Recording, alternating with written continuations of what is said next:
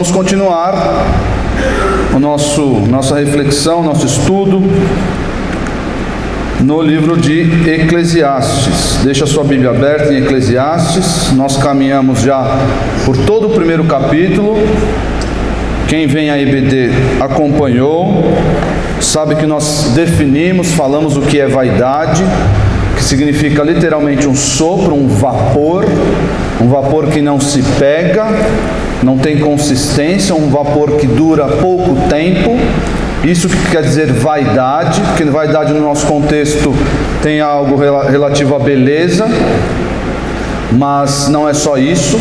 Quando ele fala vaidade de vaidades, tudo é vaidade, é o preâmbulo da sua reflexão acerca de tudo que há debaixo do sol. Precisamos olhar para o livro de Eclesiastes, especialmente até o capítulo 11, como sendo essa experiência de Salomão com tudo aquilo que há debaixo do sol.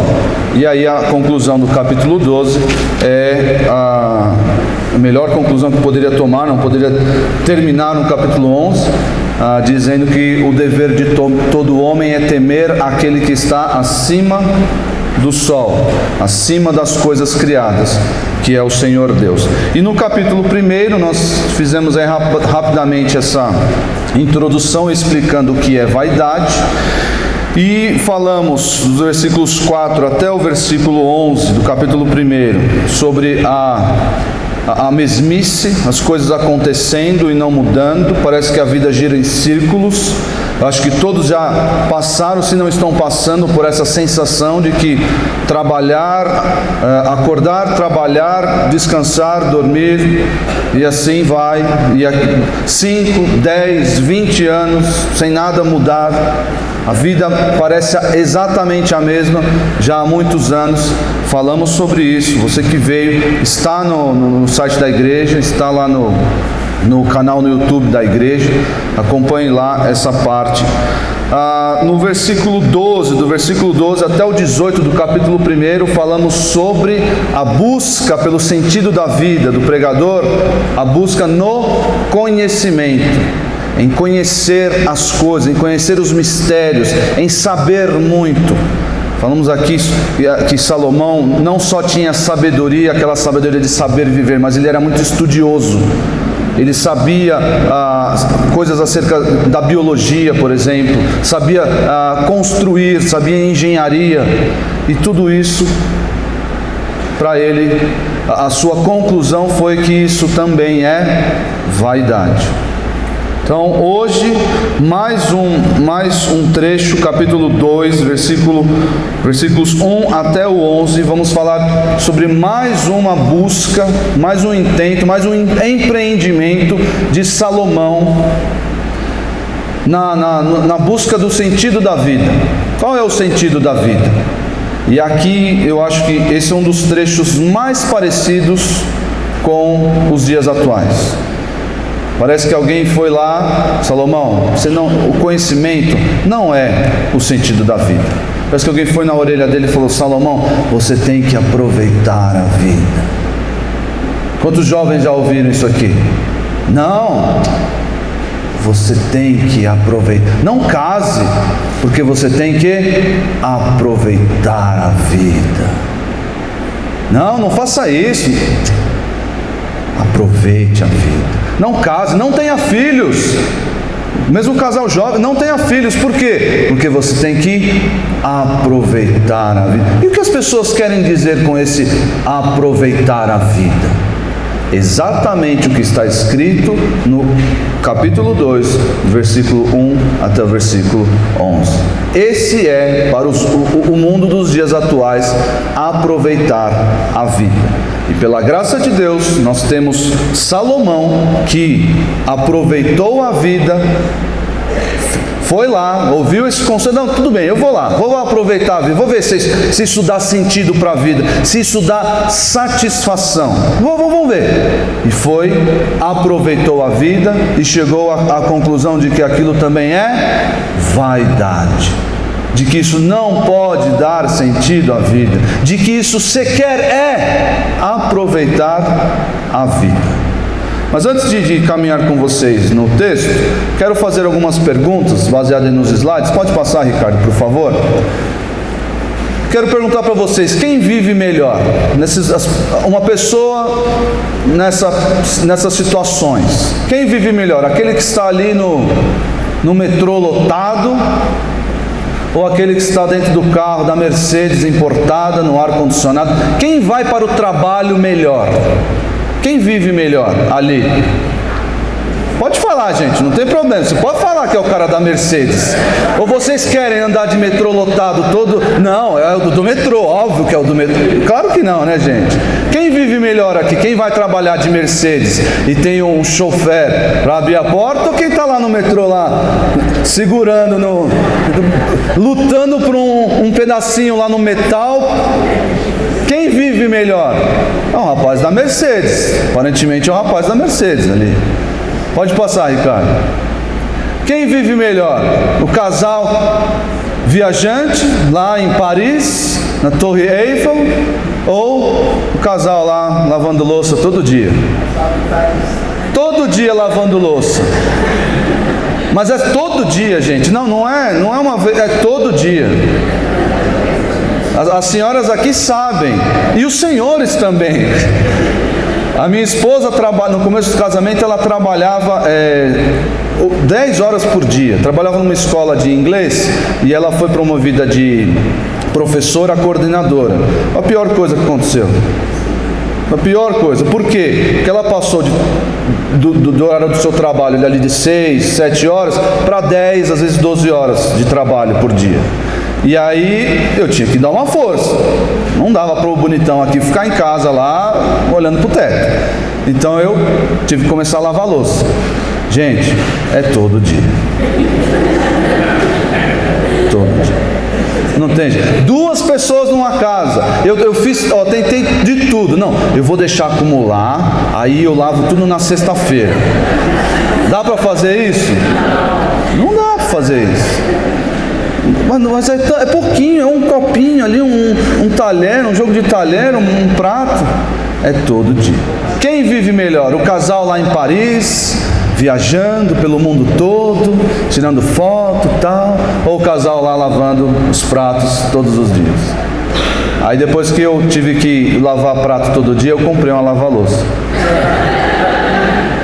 Comprei uma lava-louça, salva casamentos, hein? Homens, uma lava-louça salva casamentos. É um investimento. Vamos lá. Quem vive melhor? O pessoal ali no happy hour, festejando, brindando, alegria, rindo, ou aquele que está trabalhando até as 10 horas da noite numa sexta-feira ou num sábado? Quem vive melhor? O pessoal do happy hour, não é? O pessoal de sexta-feira sai meio-dia. Tem empresas que meio-dia encerra o expediente, você vai para o happy hour, almoça com os colegas de trabalho, faz as suas coisas. Pode ir até em banco, gente, sabia? O pessoal que trabalha até meio, pode ir até no banco. Tem gente que não consegue ir no banco, porque está trabalhando das 8 da manhã às 5 da tarde, como é que vai no banco? Não vai no banco. Ou essa pessoa que está aí, toda cheia dos afazeres, não consegue dar conta porque o seu chefe não contrata mais pessoas, e aí tudo sobrecarrega nela, e ela vai para casa com trabalho na cabeça, com trabalho para fazer em casa. Quem vive melhor? O pessoal do happy hour. Todos nós gostaríamos de um descanso no final do expediente, na sexta-feira. É o que o pessoal fala hoje, os jovens falam hoje, sextou. Sextou, gente. Todo mundo esperando pela segunda-feira, ou pela sexta-feira. Quem aqui espera pela segunda-feira? Só se for feriado, né? Só se for feriado. Ninguém espera pela segunda-feira. Vamos lá, pode passar, Ricardo. Quem vive melhor? Aquele que está ali, aquele pessoal que está ali assistindo um show, um stand-up comedy, ou um show belo, uma apresentação bonita, que está ali apreciando arte de qualidade, ou aquele que está sozinho em luto, sentado no chão do metrô. Esse metrô aí está limpinho, até que está limpinho. Quem vive melhor? Aquele que está só em luto ou aquele que está acompanhado em riso? Nós vamos passar por uma passagem em Eclesiastes que diz que há mais proveito na casa onde há luto do que na casa onde há riso. Não vou explicar isso agora. Mas, no nosso ponto de vista, quem vive melhor é quem está apreciando a arte, se deleitando com o que é belo, rindo com o que é de fato engraçado. A pessoa ali vive melhor. Podemos dizer que essas pessoas que nós dissemos que vivem melhor têm mais qualidade de vida? Podemos dizer isso? Então vocês todos são hedonistas. Sinto lhes dizer que vocês estão definindo a qualidade da vida de uma pessoa pelas experiências que ela tem. E isso é antibíblico. Isso não é o ideal bíblico, o ideal de Deus. A qualidade de vida de uma pessoa não se mede pelas experiências que ela tem, pelas experiências que ela desfruta, pelas viagens que ela faz, pelos shows que ela vai, pelos empregados que ela tem, pelos bens que ela tem, pela casa na praia, casa no campo, casa em Nova York, casa em Paris. Não se mede. A qualidade de vida de uma pessoa não se mede assim, de acordo com Eclesiastes e com o ensino geral da Escritura. Achar a pessoa vive melhor. É óbvio, irmãos, eu não estou sendo aqui querendo que sejamos todos ermitões, então vamos nos isolar, franciscanos, vamos abdicar de todos os nossos bens. Não é isso. Óbvio que não é isso. Deus nos dá essas coisas. Deus nos dá bens, propriedades, viagens, claro, isso tudo para nós desfrutarmos da vida, para que a vida seja melhor, no sentido de menos sofrimento, como o pastor Marcos costuma dizer, para amenizar os efeitos da queda. Claro, é Deus que nos dá, mas para efeitos de definir o sentido ou a qualidade do nosso viver, essas coisas não se prestam a isso. Se você olhar no coração, e aí onde está, de fato, a qualidade da pessoa, do que ela vive, do que ela pensa, do seu relacionamento com Deus e com o ser humano, se você olhar no coração dessa pessoa, você pode encontrar naquele rapaz que está sentado no chão, muito mais qualidade, muito mais sentido real, do que aquela pessoa que está rindo, às vezes até esquecendo da realidade, fugindo da realidade, porque algumas coisas que nós mencionamos aqui servem para isso, para que o homem fuja da realidade. E os nossos dias, nosso tempo, é uma eterna fuga da realidade. O homem quer o quê? Eu quero esquecer. Esquecer o quê? Esquecer de Deus. Ao mesmo tempo que o homem quer encontrar satisfação, ele quer esquecer Deus. Vamos caminhar aqui. Acho que eu peguei pesado, o pessoal já começou a murchar assim. Rapaz. Vamos caminhar, gente. Tem notícias boas para o final. Tem essa imagem aí, esqueci. Muito boa essa imagem. É uma imagem só, para quem está se perguntando. Essa imagem é a parte da esquerda, Paraisópolis, favela de Paraisópolis, ali na região do Morumbi, e na direita um condomínio de luxo. É de luxo porque tem piscina na varanda. Eu não sei como é definir luxo, mas ter uma piscina que não seja aquela de 1000 litros, ou aquela de criança, na varanda do seu apartamento, para mim é muito luxo. Então quem vive melhor ali? O pessoal que está lá na varanda, na piscininha, no ofurô, aproveitando a vida, ou o pessoal lá de Paraisópolis? Depois do que eu disse, vocês estão mudando de ideia, né? Vocês estão, não sei, agora eu já não sei mais. Eu não vou mais responder essa sua pergunta. Bom, a gente pode dizer que todo mundo aqui preferiria estar na varanda lá do que dentro de um barraco na favela. Pode passar, Ricardo? À luz desse trecho aí do capítulo 2, se vocês notarem a divisão do capítulo, a minha RA, tem aqueles títulos. O trecho que compreende dos versículos 1 a 11, está dizendo assim: a vaidade das possessões. Do 12 até o 17, a vaidade da sabedoria. A vaidade, inclusive, na sabedoria que Deus dera a Salomão. E do 18 até o final, versículo 26, a vaidade do trabalho. Então nós vamos caminhar hoje só do versículo 1 até o 11. E Salomão, como eu disse para vocês, Salomão vai buscar o que neste momento? Salomão, ele empreende e realiza aqui o método científico. Aí eu vou provar e vou chegar às minhas próprias conclusões. Ele vai provar a vida. Alguém chegou: Salomão, esquece, conhecimento não, vá aproveitar a sua vida. Larga a faculdade, Salomão, larga. Você já tem de tudo, você tem bens, larga a faculdade, vai viver a vida, vai viajar, rapaz. Vai conhecer pessoas novas, vai namorar com várias pessoas, várias mulheres, vai aproveitar a vida. Se amarrar aí.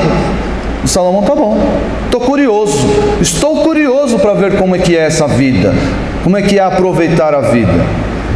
Por falar em curiosidade, graças a Deus eu nunca empreendi nada como Salomão, mas eu sempre tive, eu falo para alguns amigos quando eu passo ali, na Avenida Nova aqui, que é uma avenida aqui paralela aqui a Taliba, onde nós estamos, descendo ali, cheio de barzinho, cheio de bares, lugares ali de shows. E volta e meia eu passo ali de sábado, sexta-feira à noite, e eu fico me perguntando sinceramente, qual que é o barato de ficar ali? Um cheiro ruim, cheiro de cigarro, bebendo sem parar, jogando conversa literalmente fora, porque o bêbado não lembra do que falou. Eu fico curioso, qual que é o barato? E o pessoal está lá, sexta, sábado, lotado, às vezes fecha a rua. Qual que é a graça? Eu fico curioso.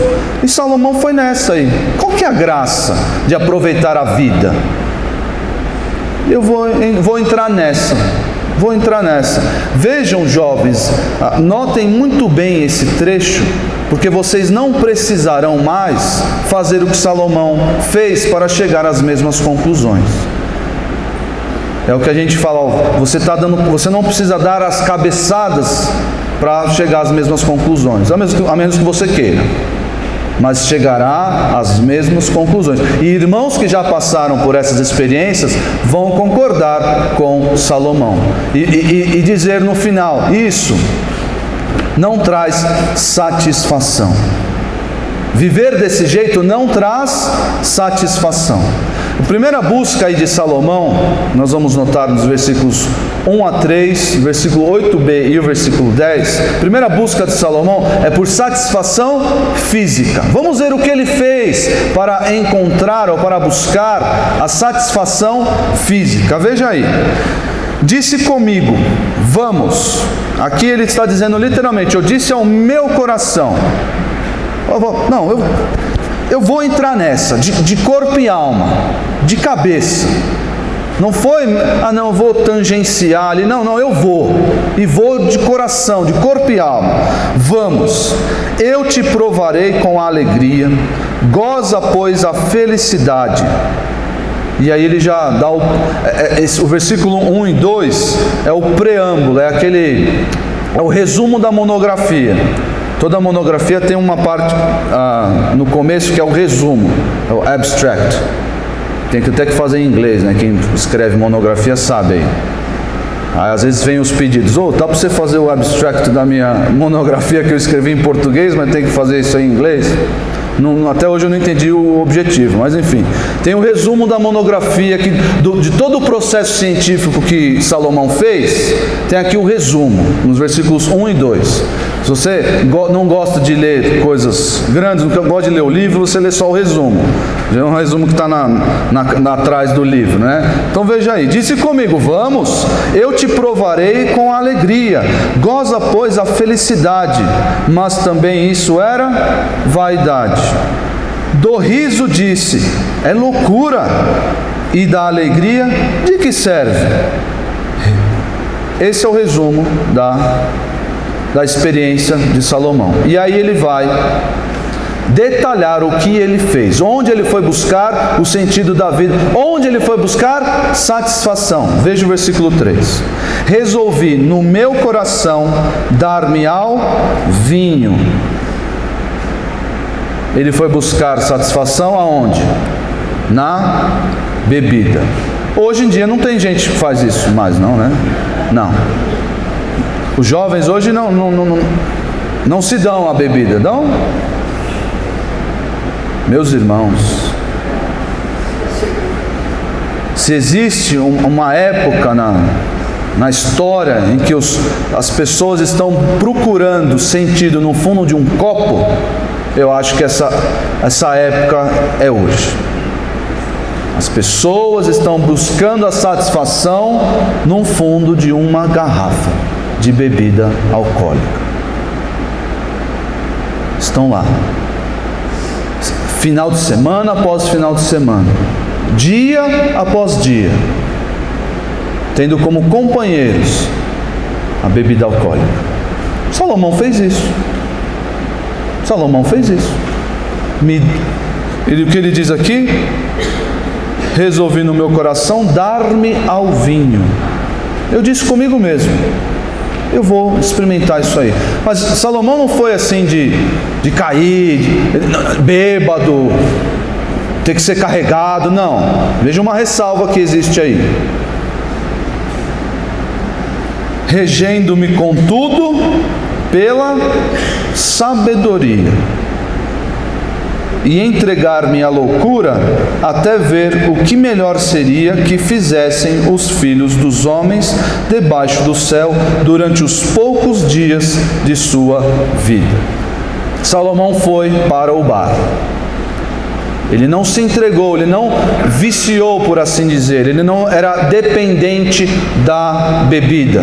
Não se tornou, a sabedoria o acompanhava, ele estava, por assim dizer, experimentando ou realizando um processo científico. Não é, o processo científico aqui não é igual a uma pessoa um farmacêutico que injeta um remédio não testado em si mesmo. Vamos ver como é que é isso aí. Ou injeta algum veneno, vamos ver se esse veneno mata mesmo. Não.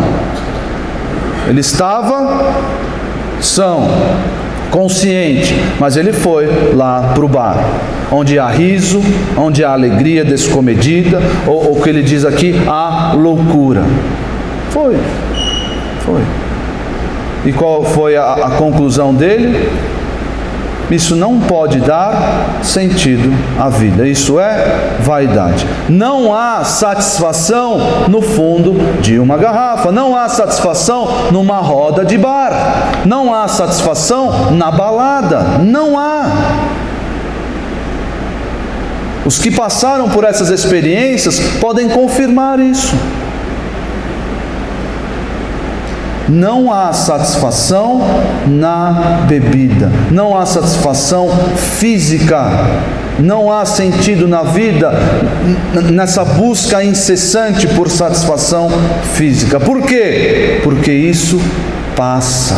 Porque no dia seguinte vem o quê? Vem dor de cabeça, vem males, o que o pessoal chama de ressaca. E aí você tem que começar tudo de novo, até você morrer com algum problema no fígado ou em alguma outra parte do corpo. Não há satisfação na bebida. Veja aí, existe mais a busca aqui de Salomão pela satisfação. 8b.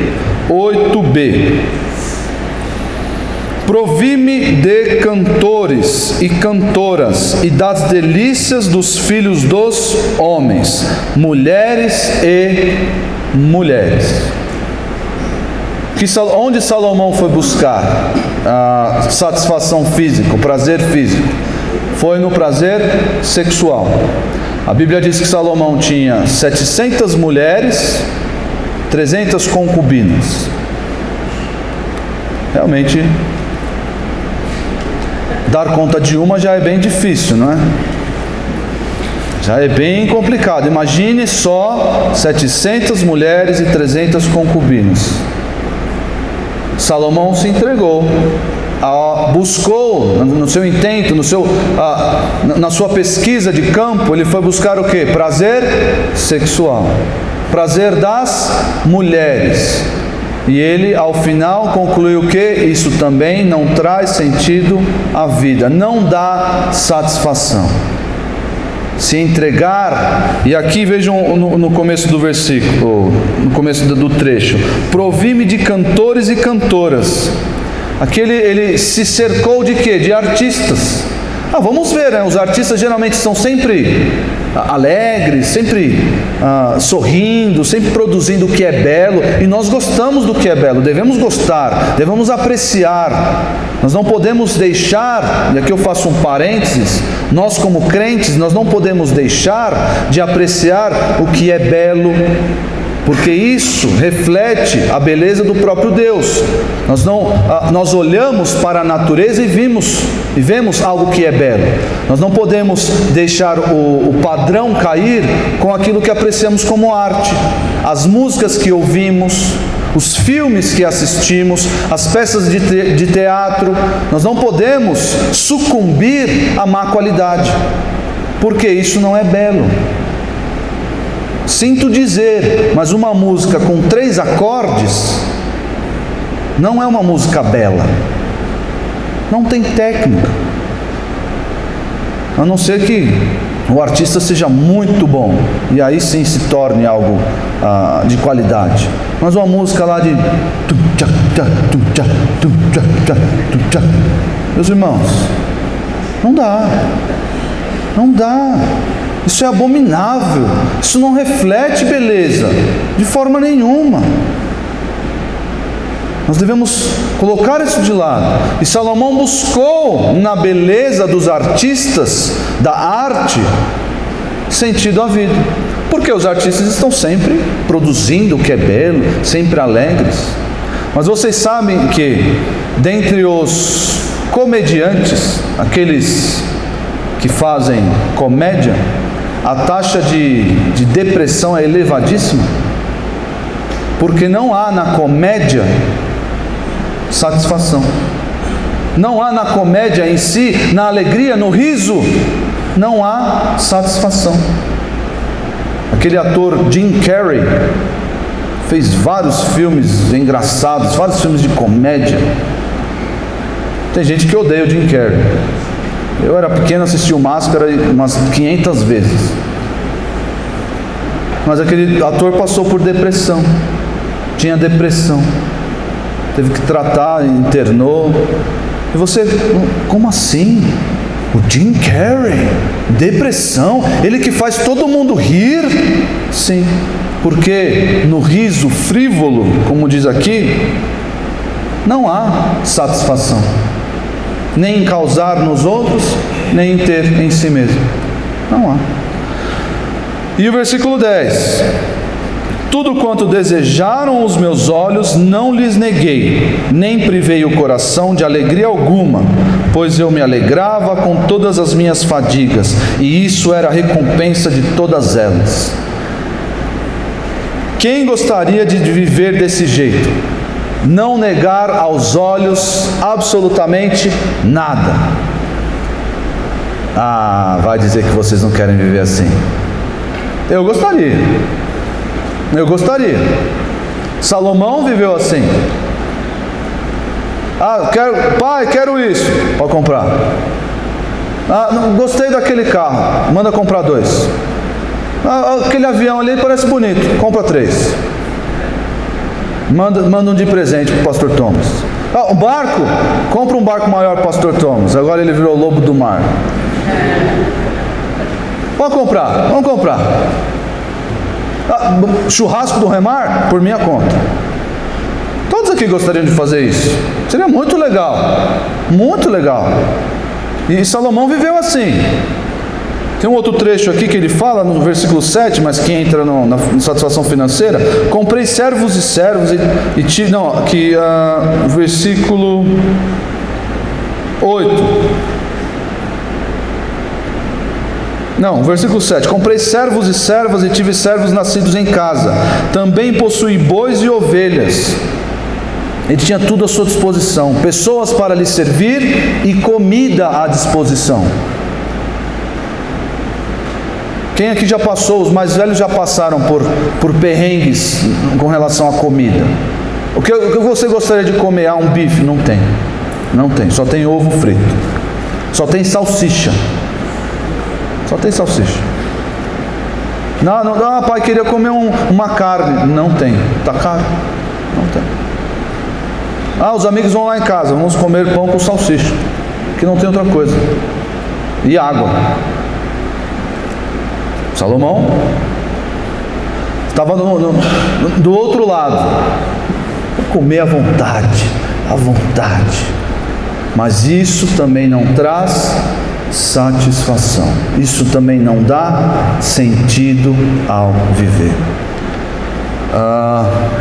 Sumiu a tela para mim lá. Bom, eu vejo aqui. Segundo, satisfação financeira. Isso aqui as pessoas hoje não se preocupam com isso, certo? Não se preocupam em ter uma conta bancária estratosférica. Ninguém se preocupa com isso. Claro que não, né, irmãos? Nós, todos os dias, alguns lutam para sobreviver, outros lutam para terem cada vez mais. E isso em si, irmãos, notem bem, isso em si não é errado. Por quê? Porque é Deus quem nos dá os bens. Você tem um irmão rico e tem um irmão que é pobre, os dois são salvos pelo mesmo Salvador, são sustentados pelo mesmo Criador e são abençoados pelo mesmo Deus. Isso não é errado, não é errado ser rico, nós precisamos tirar isso da nossa mente. Não é errado, não é pecado ser rico. Você deve trabalhar, mas esperar do Senhor o sustento. Essa é a diferença. Se o Senhor te deu um carro do ano, glória a Ele por isso. Se o Senhor não te deu um carro e você tem que andar a pé na enchente, glória a Deus por isso. Não é errado ter bens, propriedades, não é pecado, não recrimine, não julgue o seu irmão porque ele tem bens ou porque ele não tem bens. Não julgue o seu irmão, não faça isso. É o mesmo Senhor que o sustenta. Fechado o parênteses aqui, Salomão falou: vou buscar satisfação nas minhas posses, nas minhas propriedades. Eu vou ter o que ninguém jamais teve. Para vocês terem uma ideia, o Jeff Bezos é o dono da Amazon. A Amazon está chegando aí no Brasil, conglomerado de um mercado livre americano, mas que vende até rim, se você quiser. Jeff Bezos é o homem mais rico do mundo na atualidade. A sua fortuna é de 146 bilhões de dólares. Alguém consegue imaginar essa cifra? 146 bilhões de dólares. Para vocês terem uma ideia de comparação, atualizado a inflação atual, Salomão, no seu pico do reinado, a sua fortuna alcançou os 2,2 trilhões de dólares. 20 vezes mais do que o Jeff Bezos. Salomão era rico ou não era? Um pouquinho, né? Salomão era muito rico, e nessa riqueza, nas suas propriedades, ele encontrou satisfação, ele encontrou o sentido da vida? Absolutamente não.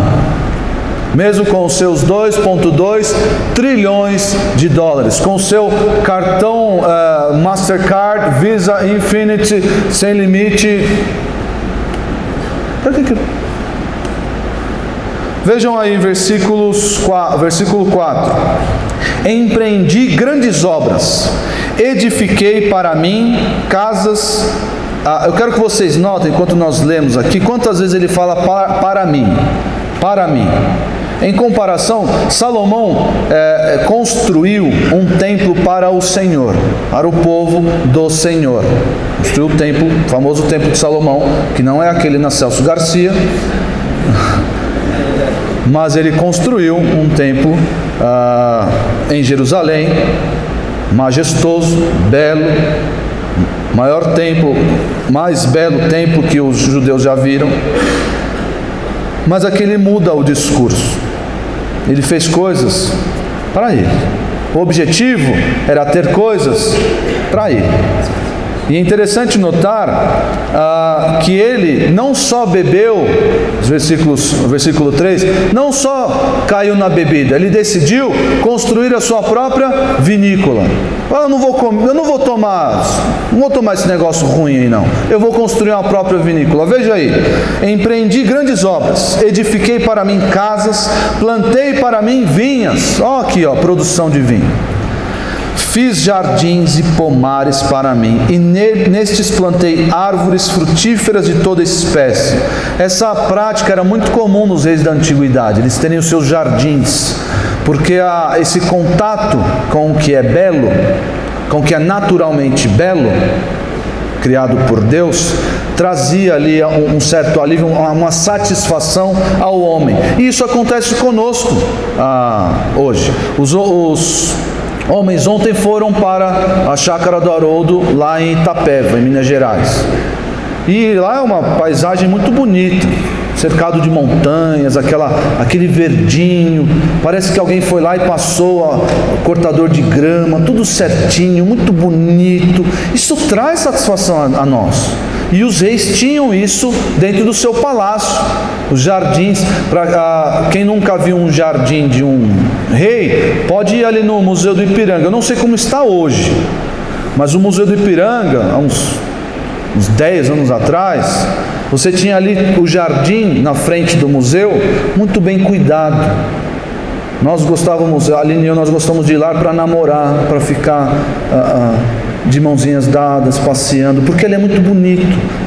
Na primavera as flores desabrocham e fica cheio de flores de vários tipos. Então Salomão mandou fazer isso aqui, por quê? Porque ele queria ter perto de si coisas belas, apreciar o que é belo, o que é bonito, o que é agradável. Mandou fazer isso. Versículo 6. Versículo 5. Fiz jardins e pomares para mim, nesses plantei árvores frutíferas de toda espécie. Fiz para mim açudes para regar com eles o bosque em que reverdeciam as árvores. Além disso, os palácios geralmente ficavam em lugares altos. Como é que você ia regar tudo isso? Não eram jardins assim, aquela hortinha que você tem em casa que você vai com o regador e está tudo certo. Não, eram jardins suntuosos, monumentos faraônicos, por assim dizer. Então, como é que ia sustentar tudo isso? Tecnologia. Vamos trazer a água até o meu jardim. Salomão mandou fazer inclusive isso. Com o versículo 7, comprei servos e servas, e tive servos nascidos em casa, também possuí bois e ovelhas, mais do que possuíram todos os que antes de mim viveram em Jerusalém. Amontoei também para mim prata e ouro, e tesouros de reis e de províncias.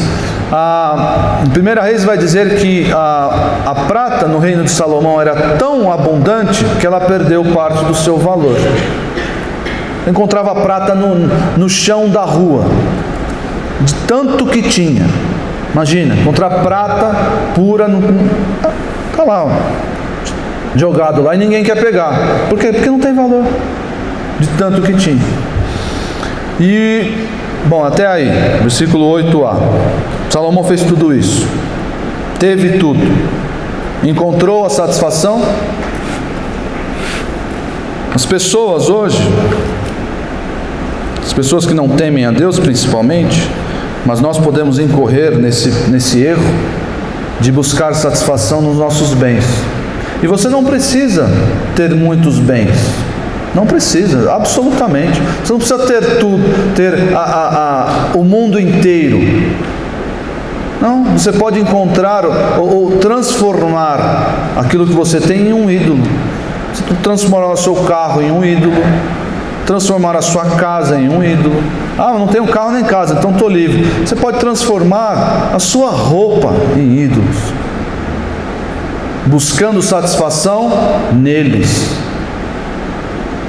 Quando nós éramos jovens, não sei se os jovens fazem isso hoje ainda, mas existia um costume de você usar roupas de marca. E você tinha que mostrar que você estava usando uma roupa de marca. Não adianta ter essa camisa aqui, essa camisa ser da Giorgio Armani, se ninguém sabe que a camisa é da Giorgio Armani. Tinha que estar escrito bem grande aqui, Giorgio Armani. Tinha que estar bem escrito aqui, Nike, Adidas. É um bando de gente fazendo propaganda de graça, sem ganhar um tostão, mas a gente tinha isso, tá lá. Eu estou com minha roupa de marca. Estou aqui. Isso trazia satisfação, porque as pessoas reconheciam, olha, ele tem roupa de marca. O tênis dele, você viu? O tênis dele é de marca. O tênis dele custa R$100. O meu Conga custa 10. O meu quichute, todo esfolado, custa R$5. Mas aí, rapaz, viu aquele Nike branco?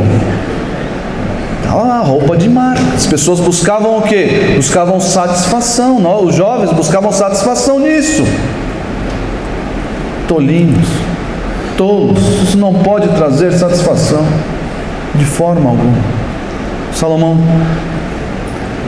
possuiu tudo que esse mundo pode oferecer, e ele não encontrou a satisfação procurada. E por fim, vejam aí versículo 9: engrandeci-me e sobrepujei a todos os que viveram antes de mim em Jerusalém. Perseverou também comigo a minha sabedoria. Eu coloquei satisfação pessoal porque Salomão teve sucesso no seu empreendimento. Que empreendimento é esse? Na sua pesquisa científica. Teve sucesso. A pessoa que mais teve mulheres, teve vinícolas, pôde experimentar o vinho, o melhor do vinho, da bebida alcoólica que tinha na época.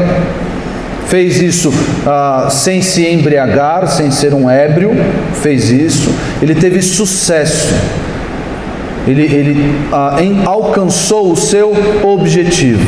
Todos aqui, todos que se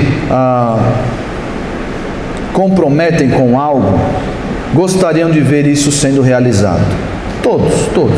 Eu comecei a faculdade. Você quer terminar a faculdade e ter a sensação de, eu terminei a faculdade. O Severiano estava me mostrando ontem uma mesa lá que ele fez. O Severiano está aí? Não, jogou bola ontem, não deve estar bem.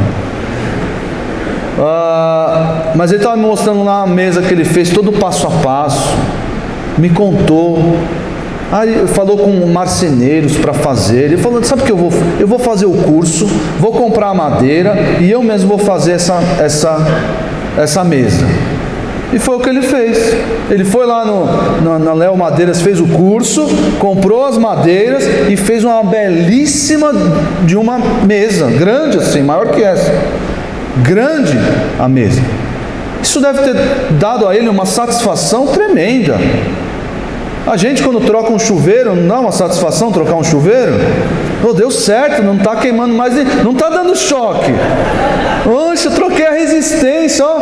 Aí você liga, que satisfação. Essa obra que eu quis fazer, deu certo. E isso aconteceu com Salomão, a satisfação pessoal, de realização. Eu me engrandeci, eu tive fama, eu consegui aquilo que eu me propus a fazer.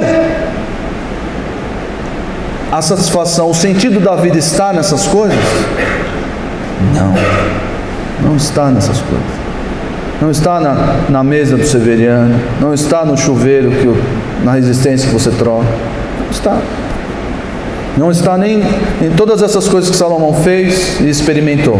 A satisfação, o sentido da vida não está nessas coisas. Sinto lhes dizer. E, como sempre, os irmãos ficam com aquela carinha de triste no final do estudo, mas eu tenho uma boa notícia para vocês. Uma boa notícia, porque nós não temos só o livro de Eclesiastes, nós temos a Bíblia toda. Mas antes de dar-lhes a boa notícia, abram a Bíblia em Romanos 1. Romanos 1 serve de alerta para nós. Ele está falando, o texto está falando dos incrédulos, do que Deus faz com os incrédulos, aqueles que não temem a Deus. Mas nós podemos muitas vezes ao longo desta vida viver como incrédulos, pensar como incrédulos, buscar satisfação, prazer, o sentido da vida nas coisas abaixo do céu. Nós podemos passar por isso, mas não devemos. O nosso assunto, a nossa satisfação real está acima do céu. É um relacionamento com Deus, como nós dizemos no estudo passado. Romanos 1,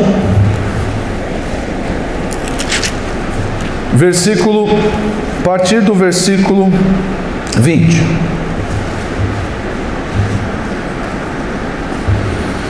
Porque os atributos invisíveis de Deus, assim o seu eterno poder, como também a sua própria divindade, claramente se reconhecem desde o princípio do mundo, sendo percebidos por meio das coisas que foram criadas.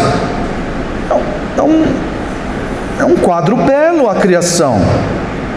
É uma peça de teatro que causa prazer, que causa alegria, que causa deslumbramento.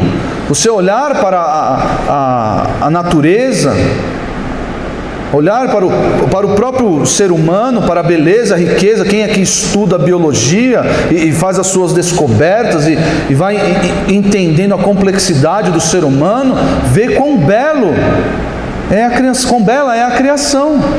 Isso é importante, isso é bom, isso é agradável, nós devemos fazer isso, porque ao observar essas coisas, nós vemos um pouco de Deus. É o que o versículo está dizendo. Os atributos invisíveis de Deus, o seu eterno poder, podem ser conhecidos por meio das coisas criadas. Esse é o objetivo da criação, mostrar Deus, mostrar o Senhor. É assim a maneira correta de se viver. Mas, vejam aí, tais homens são, por isso, indesculpáveis. Que homens são esses? São homens perversos. Por quê? Porque eles são homens perversos? Porquanto, tendo conhecimento de Deus, através da revelação geral, não o glorificaram como Deus, nem lhe deram graças, antes se tornaram nulos em seus próprios raciocínios. Olhar para a natureza, olhar para a beleza da natureza, não causa mais esse deslumbramento nos homens. Os seus pensamentos se tornaram nulos. Seus raciocínios, o raciocínio natural é você olhar para isso e erguer a sua visão para o Deus que fez tudo isso. O seu deslumbramento estar em Deus, glorificar a Deus por causa da criação. E aí, continua lendo: obscurecendo-lhes o coração insensato, inculcando-se por sábios, tornaram-se loucos, e mudaram a glória do Deus incorruptível em semelhança da imagem de homem corruptível, bem como de aves, quadrúpedes e répteis. Por isso Deus entregou tais homens à imundícia pelas concupiscências de seu próprio coração, para desonrarem o seu corpo entre si, pois mudaram a verdade de Deus em mentira, adorando e servindo a criatura em lugar do Criador, o qual é bendito eternamente. O que acontece quando a pessoa esquece de Deus e busca satisfação nas coisas criadas. O resto do capítulo vai dizer: Deus nos entrega a essas coisas. Você quer achar o sentido da vida, a satisfação no fundo de um copo, de uma garrafa? Tchau, encontre, vai lá, vai. Se entregue, morra por causa disso. É isso que acontece com os incrédulos, é isso que acontece com os homens perversos. Você quer encontrar sentido para a vida, satisfação numa vida devassa, numa vida imoral, de relacionamentos sexuais ilícitos? Vai, encontre, vai. Caia na gandaia, vá. E se destrua buscando essas coisas, adorando a criatura. Ao invés do homem deveria olhar para as coisas criadas. Deus criou, sim, meus irmãos, o sexo. Deus criou, sim, o prazer. Deus criou o que é belo. Isso tudo deveria levar a nossa mente a Ele, elevar a nossa mente a Ele. Mas não. O homem faz o quê? Adora a criatura. Isso se torna o Deus da pessoa. Vou buscar. Nós podemos cair no erro de viver assim. E eu lembro de uma pregação, pastor Marcos, estava pregando em Isaías, se eu não me engano. Diz que a pior disciplina que Deus pode aplicar sobre nós é quando Ele nos deixa à mercê do nosso próprio pecado.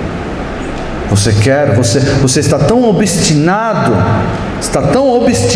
no que você está fazendo, eu vou entregar você ao que você está fazendo, e você vai se tornar refém, escravo do seu próprio pecado, até que o pecado, depois de destruído o seu corpo, destruído a sua mente, você volte para Deus.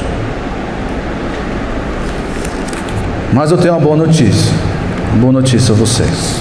Vejam aí Filipenses 4, estamos caminhando para o final. Filipenses 4, versículo 11.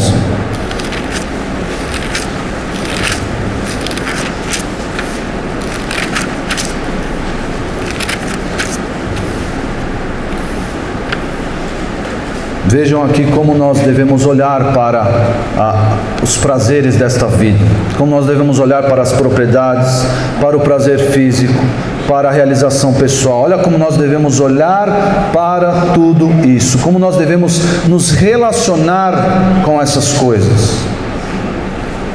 Filipenses 4, versículo 11.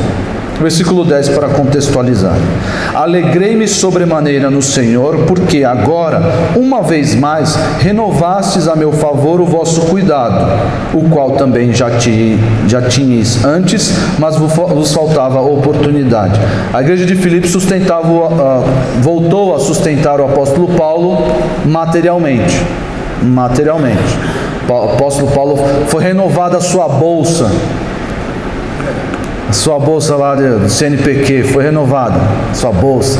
Agora eu posso pregar um pouco mais descansado, não sabe, vai dar para pagar aquele boleto no final do mês.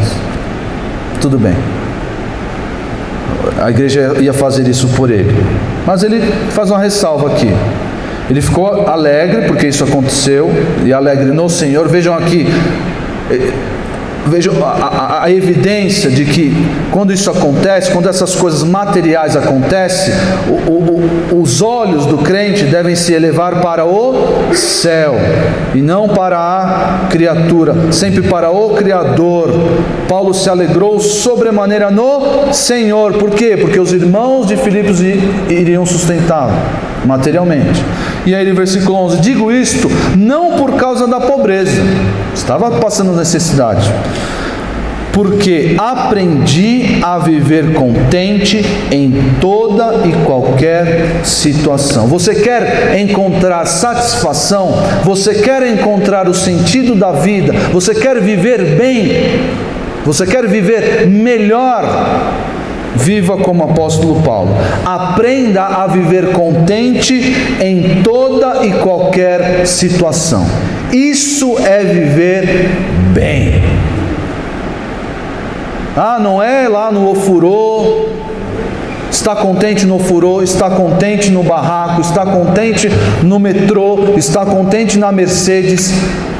Eu aprendi a viver contente, aqui pode se traduzir também como satisfeito, em toda e qualquer situação. Aí o apóstolo Paulo vai elencar aqui uma série de situações, de circunstâncias que ele passou, e foram perrengues terríveis, que nenhum de nós aqui gostaria de passar, mas ele consegue, após passar tudo isso, dizer: eu aprendi a viver contente em toda e qualquer situação.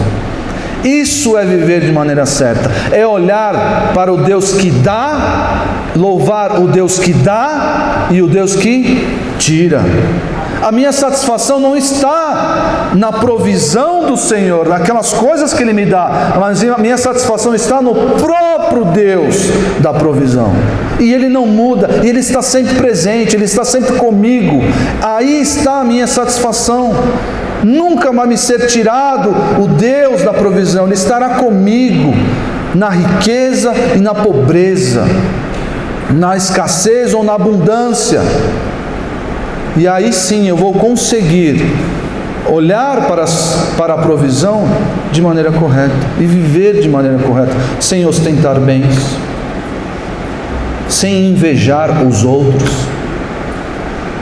Por quê? Porque o meu prazer está em Deus, a minha satisfação está no Senhor.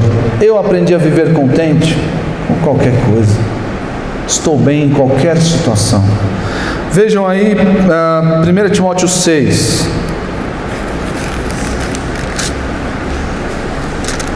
1 Timóteo 6, versículos 6 e 8.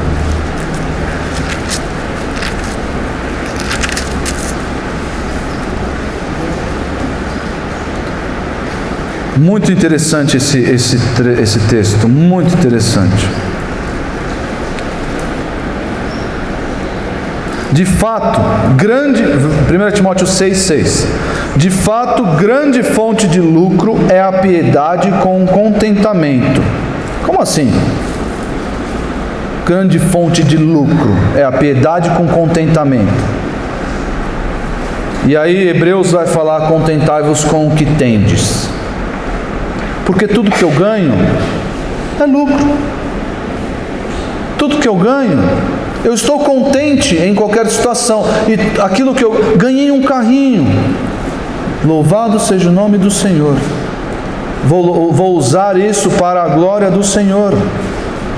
Meus irmãos, nós precisamos parar de achar que o universo gira ao nosso redor. Para com isso. Nós vivemos dias em que o Evangelho foi humanizado e o homem está quase em pé de igualdade com o Senhor. Isso é muito perigoso, muito perigoso. O nosso propósito nesta terra, eu ouvi recentemente de um pregador, não esqueci, ele disse que Deus criou você para um propósito sublime.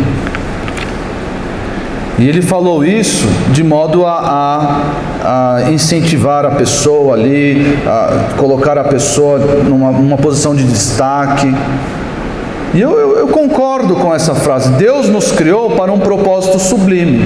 Só que esse propósito não reside em nós, não reside em nos satisfazer.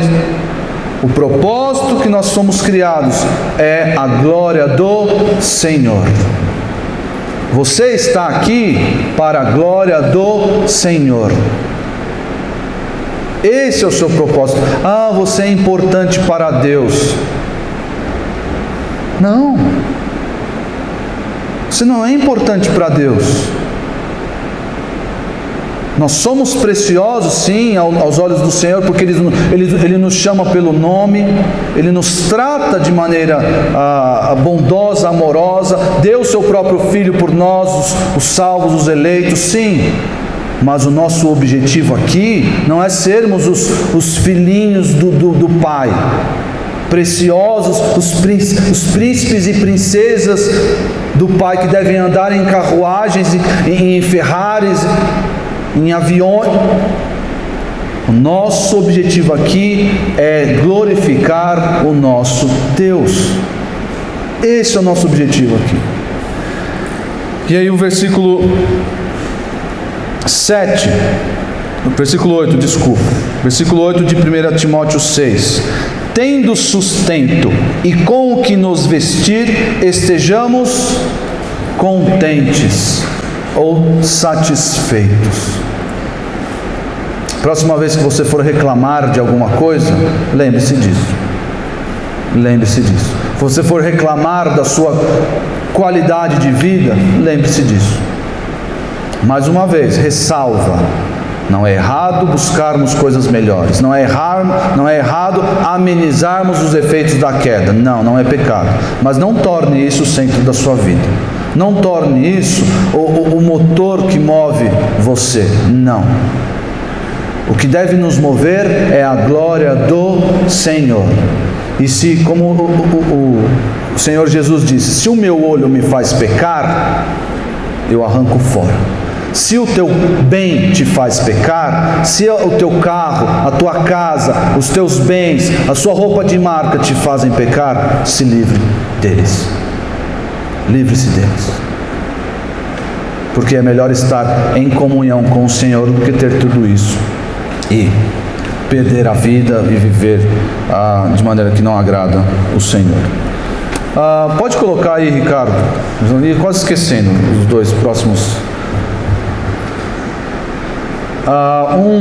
Uma pessoa disse certa vez que quando um homem entra num bar, ele está buscando a Deus. Vocês podem achar isso um absurdo, a priori.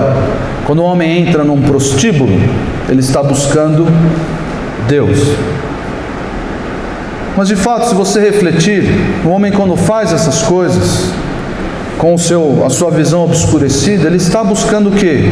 Satisfação. O que todo homem está buscando, satisfação. O preenchimento daquele vazio que nada vai conseguir encaixar, preencher. Nada. Apenas o relacionamento com Deus. E Agostinho diz no seu livro Confissões: fizeste-nos, Senhor, para ti, e o nosso coração anda inquieto, enquanto não descansar em ti.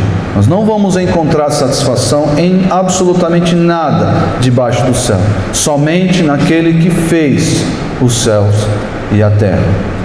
Põe o final, a última frase, Ricardo, por favor. Nosso resuminho da aula de hoje. O sentido da vida é estar plenamente satisfeito naquele que está acima do céu e não nas coisas debaixo dele. Vamos orar.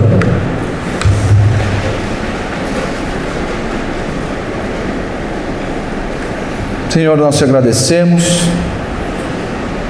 porque o Senhor nos formou, o Senhor nos criou de modo maravilhoso e estamos aqui, ó Deus, com um propósito sublime que é buscar a Tua glória. Ó Deus, nós te agradecemos por isso. Agradecemos porque por meio de Jesus Cristo nós podemos encontrar a verdadeira satisfação, que é o relacionamento com o Senhor. Ajuda-nos na nossa fraqueza, ó Deus. Nos ensine, assim como o Senhor ensinou ao apóstolo Paulo, nos ensine a viver contentes em qualquer situação, em qualquer circunstância. Impeça, ó Deus, que o nosso coração, por algum segundo, por algum momento, repouse nas coisas criadas, mas que as bênçãos que o Senhor nos dá, as bênçãos materiais, as realizações pessoais, as bênçãos físicas, que elas sirvam tão somente para elevar o nosso coração, os nossos olhos, o nosso louvor a Ti. Em nome de Jesus nós oramos. Amém.